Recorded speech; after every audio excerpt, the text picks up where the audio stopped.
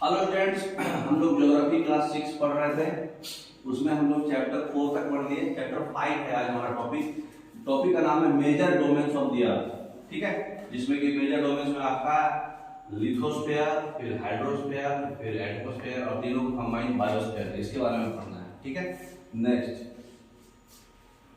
तो देखिए, डोमेन का मतलब होता है एरिया ऑफ नॉलेज, मतलब इन जनरल, मतलब उस चीज का, मतलब किसी चीज का एरिया। आपका डोमेन कितना है, मतलब आपका नॉलेज कितना है, किस क्षेत्र तक नॉलेज है ना। तो ज्योग्राफी में डोमेन का मतलब होता है कि नेचुरल लोकेशंस, जैसे लिथोस्फीयर, एटमॉस्फेयर, हाइड्रोस्फीयर, बायोस्फीयर, ये सब नेचुरल लोकेशंस है।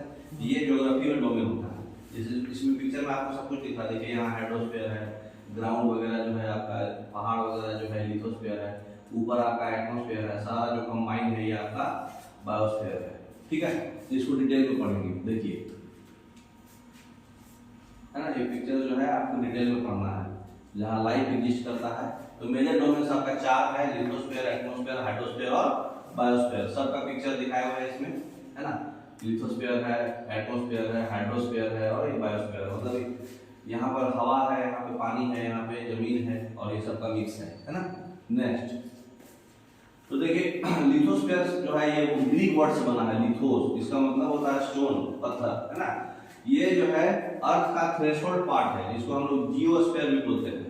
ठीक है, इसमें रॉक्स है, अर्थ का मतलब जो भी अर्थ का क्रस्ट, सॉइल, रॉक्स सब इसमें कवर होगा। ठीक है, लिथोस्फीयर क्या है, सरफेस ऑफ द अर्थ है, जिसमें ओशनिक वाटर बॉडी भी कवर होता है। ठीक है, अर्थ का सरफेस, तो अर्थ जो है 3 भाग में है, क्रस्ट, मेंटल, कोर। ठीक है, कोर 2 भाग में, inner core, outer core, mental, फिर एस्थेनोस्फीयर, फिर एस्थेनोस्फीयर के बाद आपका अपर क्रस्ट और इनर क्रस्ट। तो इनर क्रस्ट पहले आएगा, अपर क्रस्ट ऊपर रहेगा। तो हम लोग सिर्फ अपर क्रस्ट में देखेंगे। अपर क्रस्ट में 2 टाइप का क्रस्ट होता है, कॉन्टिनेंटल क्रस्ट और ओशनिक क्रस्ट, जो surface of the earth cover करता है। तो surface of the earth lithosphere में देखेंगे।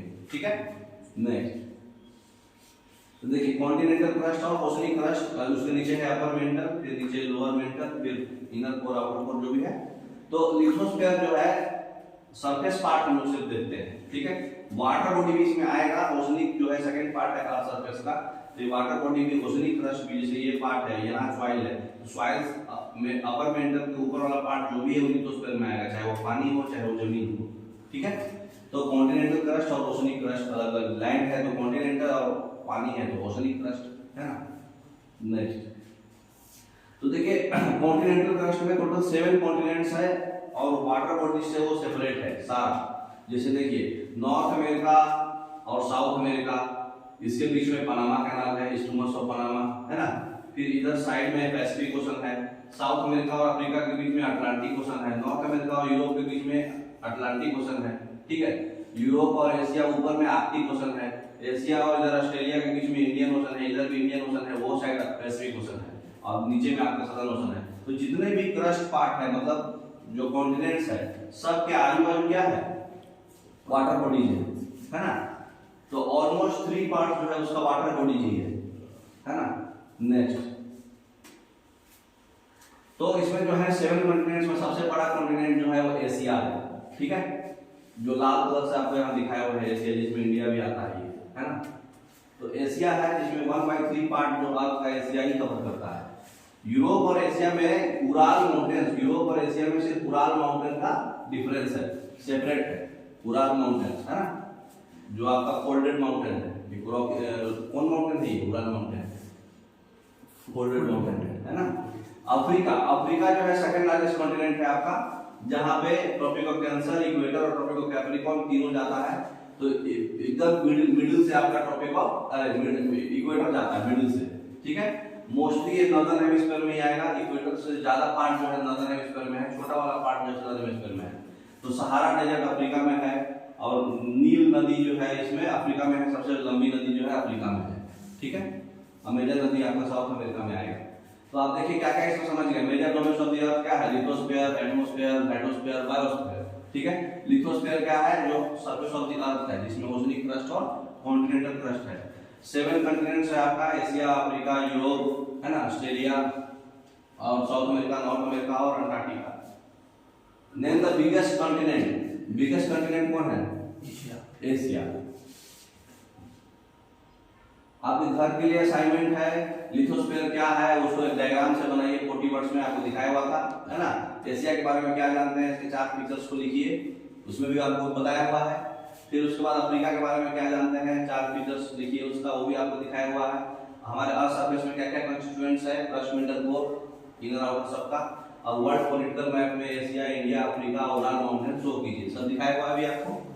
नेक्स्ट प्रोजेक्ट में भी आप एक ऐसा बना सकते हैं, स्टेट वाइज मतलब कंट्री वाइज उसका कैपिटल और उसका करेंसी एक जगह लिख करके आप याद कर सकते हैं, ठीक है। तो सेकंड पीरियड में देखिए इसमें क्या है आपका, इसमें हम लोग अफ्रीका तक पढ़ लिए। अब हमारा थर्ड लार्जेस्ट कॉन्टिनेंट कौन सा है, नॉर्थ अमेरिका। नॉर्थ अमेरिका और साउथ अमेरिका जो है इस्थमस ऑफ पनामा से लिंक है। यहाँ जो है इस्थमस ऑफ पनामा है, इस्थमस मतलब 2 लैंड बॉडी को कनेक्ट करे और वाटर बॉडी को सेपरेट करे, ठीक है। इधर आपका देखिए, आपका इधर क्या है, पैसिफिक ओशन है, इधर अटलांटिक ओशन है, तो 2 वाटर बॉडी को सेपरेट कर रहा है, नॉर्थ अमेरिका और साउथ अमेरिका को कनेक्ट कर रहा है, तो 2 लैंड बॉडी को कनेक्ट कर रहा है, तो ये आपका इस्थमस ऑफ पनामा है। ये कंप्लीटली नॉर्दर्न हेमिस्फीयर में आएगा क्योंकि इक्वेटर आपका यहाँ से जाता है ऑलमोस्ट, ये कंप्लीटली नॉर्दर्न हेमिस्फीयर में आता है ना। नेक्स्ट जो है ये साउथ अमेरिका। साउथ अमेरिका जो है ये मोस्टली सदर्न हेमिस्फीयर में आएगा टोटली, क्योंकि इक्वेटर यहाँ से जाता है, ठीक है, बीचों बीच से। तो इसका साउथ अमेरिका में टोटली सदर्न हेमिस्फीयर में आएगा। वर्ल्ड का लॉन्गेस्ट माउंटेन एंडीज, और अच्छा इसमें जो लॉन्गेस्ट माउंटेन एंडीज जो है साउथ अमेरिका में है। एक और माउंटेन है फोल्डेड माउंटेन रॉकीज, तो वो नॉर्थ अमेरिका में है। तो साउथ अमेरिका का वर्ल्ड का लार्जेस्ट रिवर अमेजन, अमेजन सबसे बड़ा रिवर है, नील सबसे लंबी रिवर है ना, लेंथ वाइज है ये बिगेस्ट है। तो लार्जेस्ट रिवर अमेजन जो है साउथ अमेरिका में ही है। सबसे ज्यादा फॉरेस्ट भी इधर ही पाया जाता है, ब्राजील, चिली, अर्जेंटीना सब इसी में है आपका, ठीक है। अंटार्कटिका, अंटार्कटिका जो भी है क्या है आपका सदर्न हेमिस्फीयर में है टोटली। ये परमानेंटली आइस से कवर्ड है क्योंकि पोलर एरिया में आता है, ये देख रहे हैं ना, अर्थ का ग्लोब पोलर एरिया में फ्लैट रहता है, तो ये पोलर एरिया में आता है और इसलिए परमानेंटली आइस से कवर होगा क्योंकि कूल रहता है वो। इस मैत्री और दक्षिण गंगोत्री जो रिसर्च सेंटर है इंडिया में उस पर काम कर रही है, तो अंटार्कटिका में ही है वो, ठीक है। तो सब के बारे में 40 वर्ड्स में लिखने आना चाहिए आपको। उसके बाद जो है आपका यूरोप है। यूरोप जो है वेस्टर्न पार्ट ऑफ एशिया में है। देखिए एशिया है, एशिया के वेस्ट साइड में, ठीक है। अभी आपको बताया है कि उराल माउंटेन से सेपरेटेड है दोनों, ठीक है। और ये तीनों साइड से इसको पानी है, इधर भी पानी है, नीचे भी पानी है, ऊपर भी पानी है, सिर्फ राइट साइड से एशिया है, ठीक है। यूरोप में आपका माउंटेन्स है, डेजर्ट्स भी है। ऑस्ट्रेलिया, ऑस्ट्रेलिया सबसे स्मॉलेस्ट कॉन्टिनेंट है जिसमें चारों तरफ ओशन ही ओशन है। देखिए इधर पैसिफिक ओशन है, इधर अटलांटिक ओशन है और नीचे में इंडियन ओशन है, अरे सॉरी इंडियन ओशन है और इधर अंटार्कटिका है ना, आइस है, सदर्न ओशन है। तो 3 ओशन है इसका। और जितना भी फेमस सिटी है, कैनबेरा, सिडनी, मेलबोर्न, सब जगह क्या होता है, इंडोर स्टेडियम है सिडनी में। सिडनी में क्रिकेट ग्राउंड ऐसा बना हुआ है कि बारिश भी हो गया तो कवर करके क्रिकेट खेल सकते हैं। तो मेलबोर्न में भी क्रिकेट होता है। तो ये सब फेमस सिटी जो है ऑस्ट्रेलिया में है। वेस्टर्न पार्ट जो है इसका हॉट रहता है, ईस्टर्न पार्ट कंपेरिजन में ये वाला जो है ज्यादा गर्म रहेगा, ये वाले के कंपेरिजन में, क्योंकि इधर साइड जो है वार्म ओशन करंट होता है और इधर साइड कोल्ड ओशन करंट होता है। तो वार्म ओशन करंट की वजह से ये ज्यादा हॉट रहता है, ये कोल्ड ओशन करंट की वजह से थोड़ा कूल रहता है। तो ऑस्ट्रेलिया के दोनों पार्ट में अलग अलग टेम्परेचर रहता है, ठीक है। अब हमारा लिथोस्फीयर के बाद है हाइड्रोस्फीयर। हाइड्रोस्फीयर जो है भी वो भी ग्रीक वर्ड से बना है, ठीक है। लिथोस मतलब स्टोन होता था, यहाँ हुडोर मतलब वाटर होता है। 71% जो है आपका अर्थ में पानी पानी है, 29% लैंड है, और वो 71% में से 97% सिर्फ ओशन का पानी है, सिर्फ 3% ही बाकी पानी है ना। उस तो सैलाइन वाटर ज्यादा है, 97% है 71% का, ठीक है। नेक्स्ट उसके बाद देखिए टोटल 5 ओशन है। पैसा, PAISA, पैसा, है ना। तो पैसिफिक ओशन, फिर अटलांटिक ओशन, फिर इंडियन ओशन, फिर सदर्न ओशन और आर्कटिक ओशन। सबका लोकेशन आप देख सकते हैं, है ना, दिख रहा है आपको। नेक्स्ट रिकैप कीजिए, सबसे स्मॉलेस्ट कॉन्टिनेंट कौन है, ऑस्ट्रेलिया। इस्थमस क्या होता है, जो 2 लैंड बॉडीज को कनेक्ट करे और 2 वाटर बॉडीज को सेपरेट करे।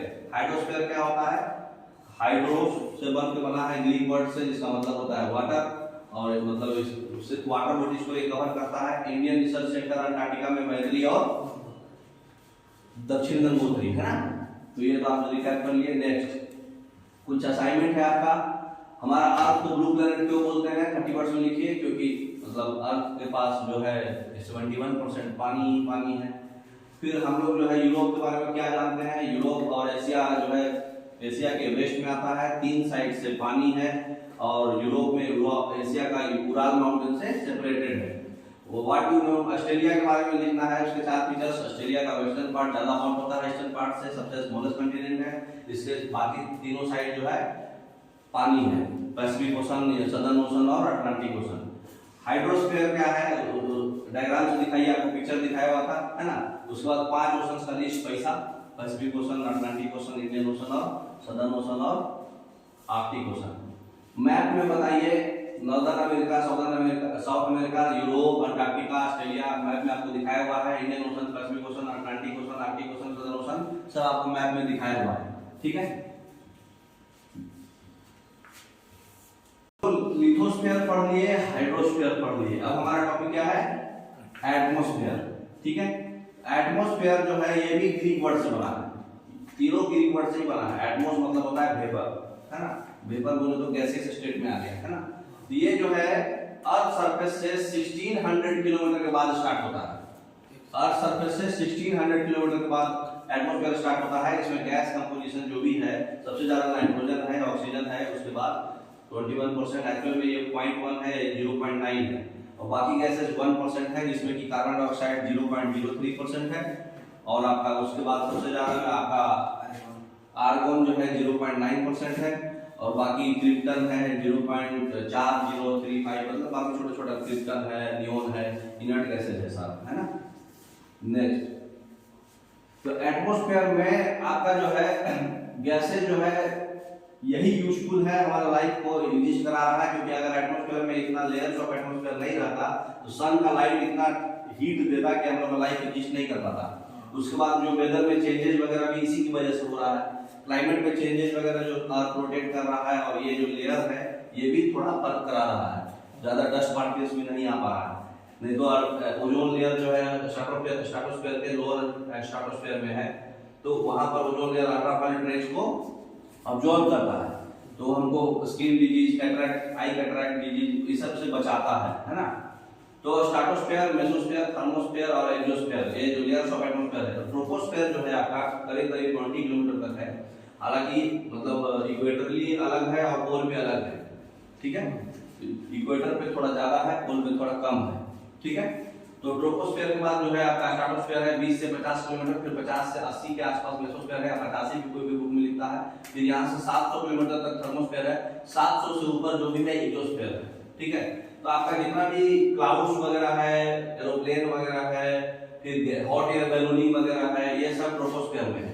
ठीक है, आपका जो है स्ट्रेटोस्फीयर में आपका ओजोन का लेयर आता है।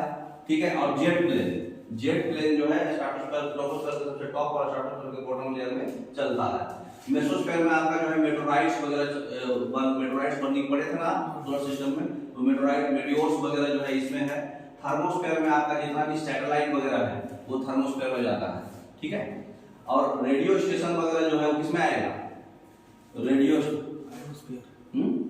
आयरोस्फीयर। हाँ, तो वो इसी में है, थर्मोस्फीयर के टॉप लेयर में है। उसके बाद एग्जोस्फीयर में जितना भी आपका स्पेस शिप है, स्पेस से रिलेटेड जो भी है वो सब एग्जोस्फीयर में जाएगा। एक चीज और इसमें ध्यान रखना है कि ट्रोपोस्फीयर में आपका कन्वेक्शन की वजह से हीट होता है, तो यहाँ पर जैसे जैसे आप ऊपर जाओगे टेम्परेचर घटते जाएगा, क्योंकि ऊपर जाएंगे तो कन्वेक्शन किससे होता है, पार्टिकल टू पार्टिकल नहीं होता है, पार्टिकल खुद मूव करता है। ठीक है, जैसे आप एग्जांपल समझो, यहाँ से 10 लोग खड़ा है। ठीक है, 10 लोग खड़ा है, बॉल, एक फुटबॉल है, गेम खेल रहे, वो फुटबॉल बगल वाले को दिया, बगल वाला उसको दिया, फिर फाइनल वहां पहुंचाया, तो ये कौन सा हो गया, ये आपका हुआ कंडक्शन। पार्टिकल टू पार्टिकल जो है ऑटोमेटिक मूव करते जा रहा है।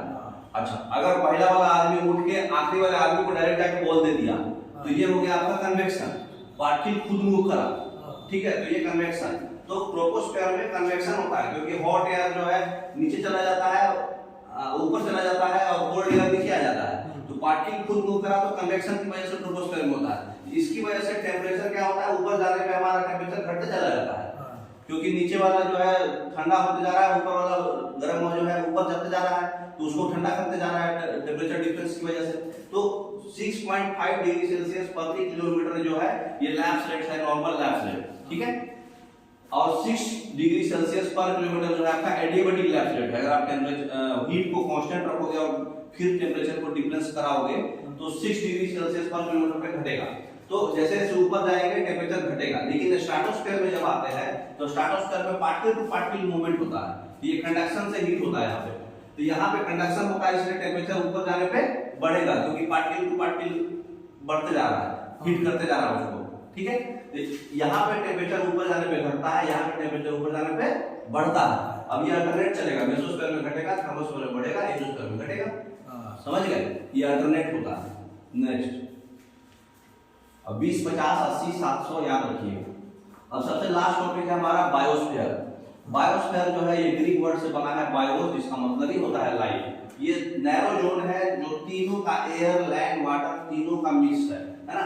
जैसे छोटा सा नैरो जोन एक बनाया हुआ है एग्जांपल समझाने के लिए, जहाँ पे लैंड भी है, एयर भी है, वाटर भी है ना। वहाँ पे लाइफ एग्जिस्ट कर रहा है, यहाँ पे सब कुछ आपको मिल जा रहा है, इसलिए यहाँ पे लाइफ एग्जिस्ट करता है, ठीक है।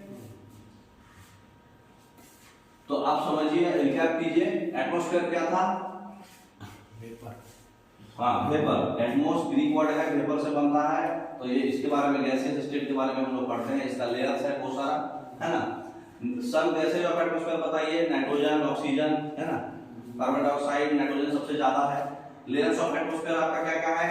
ट्रोपोस्फेयर, फिर स्ट्रेटोस्फेयर, फिर मेसोस्फेयर, फिर थर्मोस्फेयर, फिर थर्मोस्फेयर के ऊपर ही आयोनोस्फेयर होता है और उसके ऊपर एंजियोस्फीयर। बायोस्फीयर बोले तो जहां लाइफ एग्जिस्ट करता है, तीनों आपस में कांटेक्ट में रहते हैं। और बताइए, बायोस्फीयर का एक ग्रीन डायग्राम 30 वर्ड्स में बना के डिफाइन करना है, आपको पिक्चर में दिखाया हुआ है। लेयर्स ऑफ एटमॉस्फेयर उसको एक्सप्लेन करना 67 वर्ड्स में आपको पिक्चर में दिखाया हुआ था। और 20 के बाद 50, 50 के बाद 80, 80 के बाद 700, 700 के बाद ऊपर।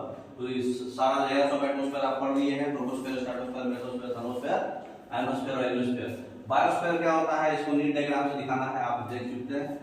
और गैसियस कैसे यूजफुल है एक्सप्लेन करिए। जैसे हमारा नाइट्रोजन गैस है, तो जितने भी आप लेज खाते हो, कुरकुरे खाते हो, उसमें नाइट्रोजन गैस भरा जाता है, क्योंकि वो एंटी ऑक्सीडेंट गैस है, ऑक्सीडाइज नहीं होने देगा। कोई भी चीज खराब होता है, जैसे लोहा में जंग लग जाता है, तो उसको ऑक्सीडेशन होगा तभी जंग लगेगा। मतलब उसको एयर का कांटेक्ट चाहिए और वाटर का कांटेक्ट चाहिए, मॉइस्चर का।